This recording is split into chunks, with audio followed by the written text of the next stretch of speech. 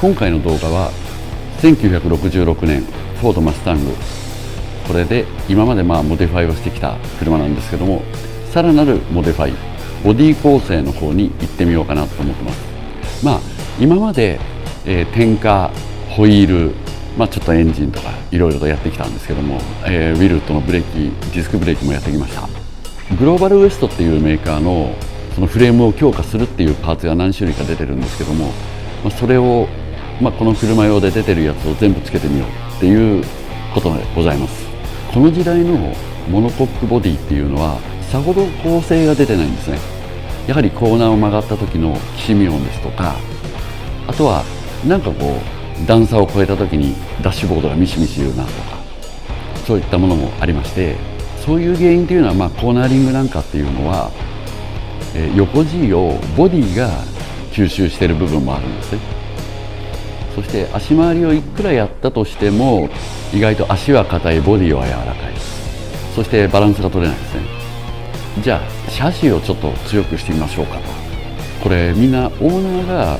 全部パーツを選んできてつけてみようかみたいな感じでやるんですけども、意外とこれはボルトオンみたいな体では売ってるんですけども、そこがちょっと面白くなりました。ボディ構成が弱いこのモノコックなんですけども、まず最初にですね、グローバルウエスト製のサブフレームコネクター、これは車体前後のフレームをつなげてフレーム車に近い強度を出してくれます。取り付けはフル溶接になります。次に同じくグローバルウエスト製のエクスポートブレス、フォード社特有のブレスですが、これがチュブラーになり、より強度をボルトオンで出してくれるというスペシャルパーツですね。説明にはボルトオンらしいことは記載されておりますが、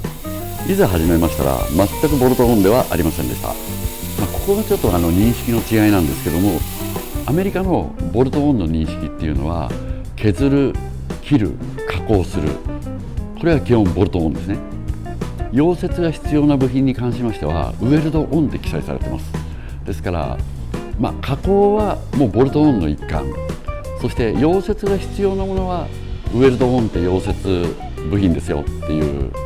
もうその2つに分かれてるっていう認識なんですね。非常に恐ろしいことでございます。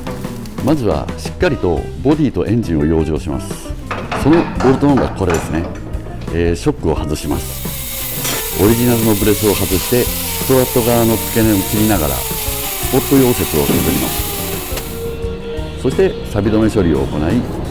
仮付けをしてみたところ、ファイヤーオールにがっちり当たってつくところがありません。ファイヤーオールを叩いて7ミリくらいへこませればつくレベルなんですが、そんなこともできません。ブレス自体を加工して原子合わせをしてみます。何度も仮付けをしてやっとぴったりボルトオンになり、適度なテンションもかかるようにしてみました。ついてみますとこれ簡単に見えるんですが、これがアメリカのボルトオンです。ショックは QA1 でマスタングに合うものに交換します。これは後からいけるのかなと思ったんですけど、先につけないとダメだったようです。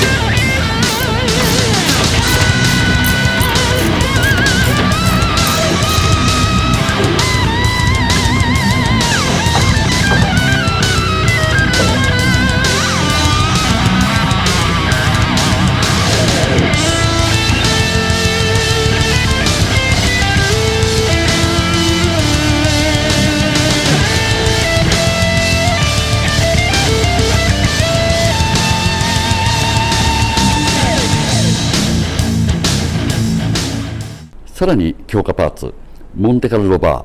ー、もう売ってる部品全部買ったみたいになってます。こっちは日本レベルのボルトオンでしょうか。少し考えましたが綺麗につきました。最後は前面から吸い込むエアクリーナーです。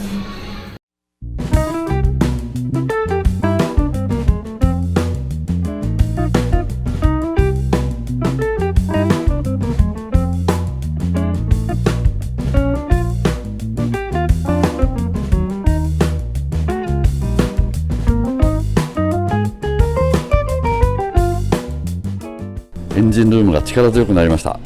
そんな感じで今回は66年のマスタングの車体のモディファイでした。結構取り付け苦労します。でやっぱり最初に歪んでる車体ですとかそういったものはうまくこう馬でまっすぐにするようにとか、フレーム修正機が必要とかってなったらちょっと問題なんですけども、ピタッと四輪しっかりと着地するような感じで取り付けはするんですけども、あまり手を出さない方がいいのかなとは思うんですけども、その代わり、正直大変です。大変な作業にはなります。思ったよりもあれっていうところが多いんですけども、実際出来上がってしまえばもうガッチガチです。ガラッと車体の雰囲気変わります。あとやっぱりステアリングのダイレクト感も感じます。そういう一品です。最後までご視聴いただきましてありがとうございました。